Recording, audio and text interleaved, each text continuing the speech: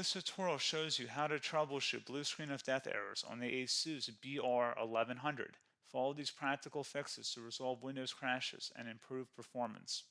So while you're performing updates, you're getting an IRQR not less or equal message, K-mode exception not handled, kernel data in-page error. A lot of errors pertain to this problem, and we're going to go ahead and jump into what should hopefully be a pretty straightforward process, guys. And we're going to go ahead and jump right into it. So first thing I'd recommend doing would be to actually go ahead and boot to the troubleshooting utility on Windows 11. So if you do a hard power off 3 times in a row, Windows should automatically attempt to launch the starter prepared utility. And if it doesn't find anything, it will give you the option to select advanced settings, in which case it will take you to a screen that looks like this. Now, if it does not take you to a screen that looks like this, or you're unable to get to that, you can also download the Windows 10 Media Creation Utility, or Windows 11. They probably will make a creation utility for Windows 11 at some point. And it doesn't really matter, you can actually run the Windows 10 utility on Windows 11 as far as I'm aware. And you should be able to run the troubleshooting utilities built in within it. So you just would go ahead and download it to an ISO file and then burn it to a DVD or USB. It'd have to be about 4 gigabytes or more. It couldn't be a small USB flash drive, and it couldn't be a CD. It'd have to be a DVD. And then you boot your computer from it.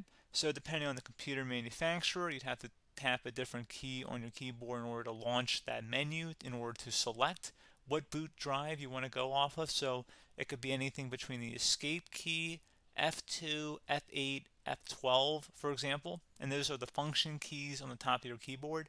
So you may have to just do a little bit of trial and error. Shouldn't take you more than a couple minutes. Googling it would probably be best before you even begin. But anyway, we're ready to go ahead and jump right into it. So we're on the choose an option page. So these will look very similar whether you're booting from it directly within Windows itself, or if you're plugged in a USB flash drive with the media creation utility installed and you selected the recovery option. So when you are setting up your Windows 11 installation or Windows 10, depending on the drive you're using, there should be an option to repair your computer in the bottom left corner of the dialog window, one of the first screens that comes up. You go ahead and select that, and then it would take you to a troubleshooting screen like you see here. And you want to go ahead and select troubleshoot, reset your PC, or see advanced options. And then there are going to be a whole bunch of options in here that we're going to explore in today's video. The first one, we're going to actually go underneath advanced options and then select startup repair, fix problems that keep Windows from loading. So go ahead and select that first.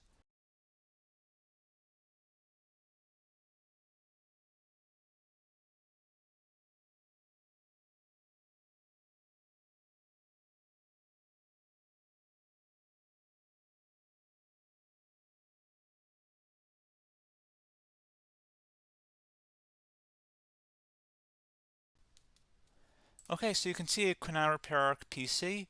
That was our first option we could try.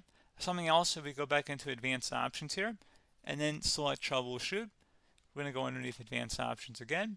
You can go ahead and actually access safe mode by selecting startup settings. And then if you select the restart button, you have the option on the screen, select safe mode with networking, which will give you a key on the screen. It'll tell you which key to press to enter that. I believe it's the F7 key. It'll do that for you. I'm not going to go over that in today's tutorial because I don't really want to go into safe mode, but you're more than welcome to attempt that by going into here and then selecting restart. Again, it'll launch another screen. It'll say what key do you want to press, and it'll give you like 7 or 8 different options, and you want to select safe mode with networking. There's also an option for a command prompt too, but that's going to be something we're going to cover later in this video, and we don't even have to go through that in order to access it. So that's why I'm not going to really push for that, because unless you know exactly what's causing the problem, you probably don't need to go into safe mode. Unless you're trying to recover files, in which case then you definitely can go into safe mode, but we're trying to actually recover our computer here. So I hope that makes sense.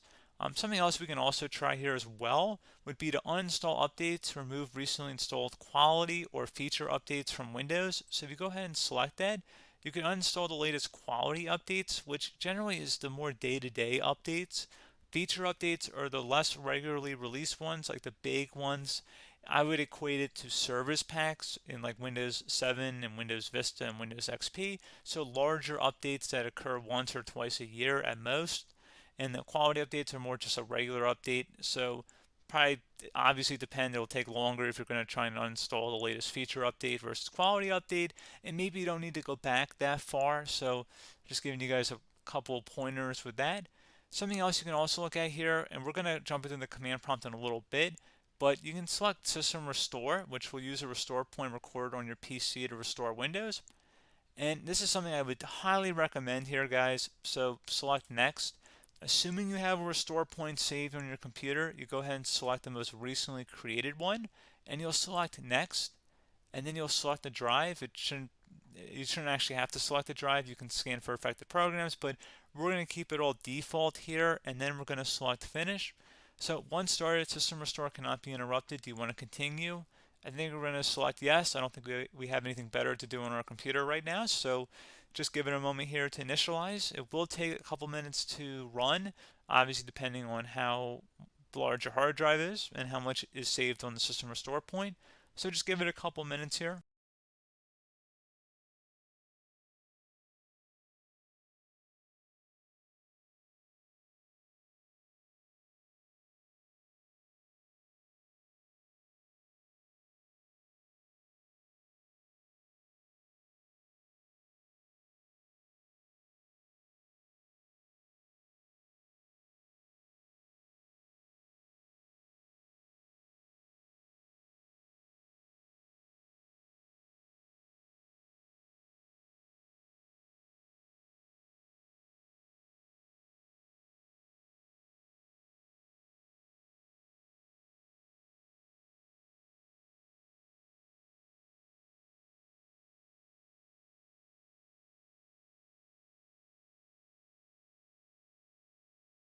Okay, so you can see System Restore completed successfully.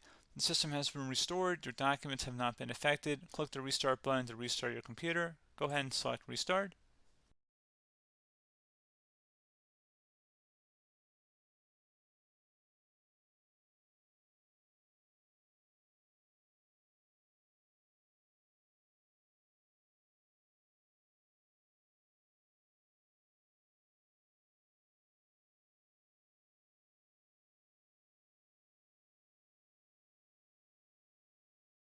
Okay, so you can see the system has been restored successfully. We're going to go over a couple different methods in addition to that if that did not work. So I'm just going to pause the video and we're going to start back on the recovery screen that we started with. Okay, so a couple other things we can try here too. If you go back into troubleshoot, you can select reset your PC, while you choose to keep or remove your personal files and then reinstalls Windows. You can select to keep my files, which will remove apps and settings but keeps your personal files. You can also select remove everything, which will remove all of your personal files, apps, and settings.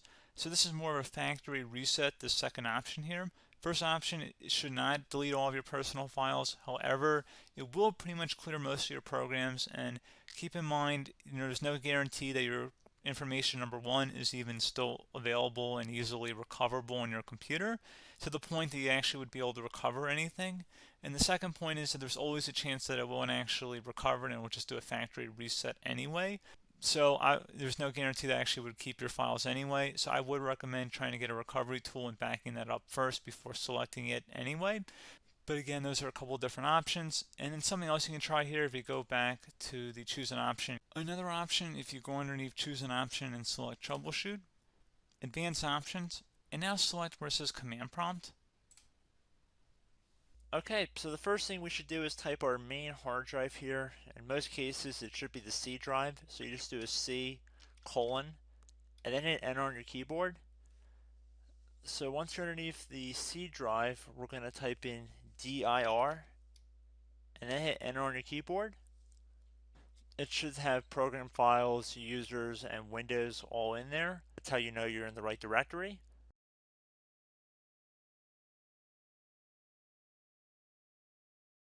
In some cases, it might be the D drive as well, so just keep that in mind.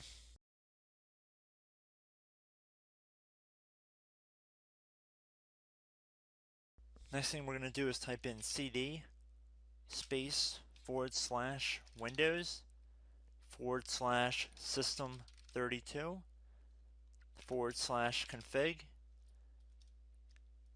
and then you're going to hit enter on your keyboard.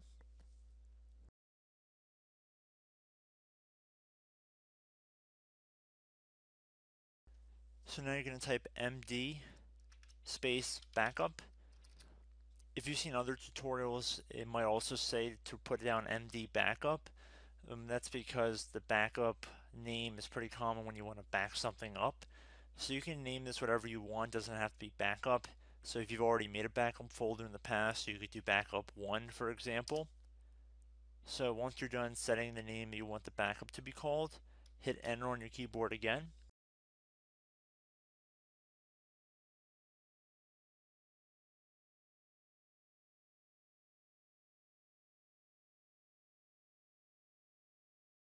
At this point you want to type copy, C-O-P-Y, space, then you want to do the star symbol above the 8 key, then do a period or a dot, whatever you want to call it, then another star sign, and then another space, and then type backup, and then hit enter on your keyboard.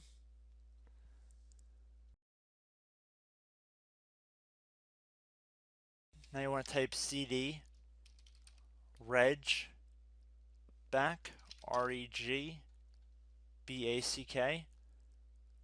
and then hit enter on your keyboard. So now that we are under the reg back, so now you want to type dir again, and then hit enter.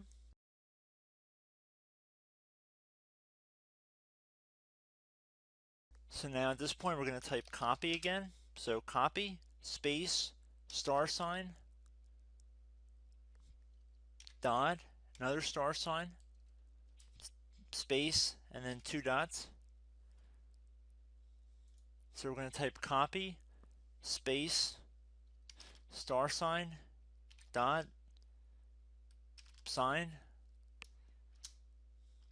star sign, dot, dot, and then hit enter on your keyboard again. So for overwrite, you want to overwrite all. So type A on your keyboard, so capital A, and then hit enter on your keyboard.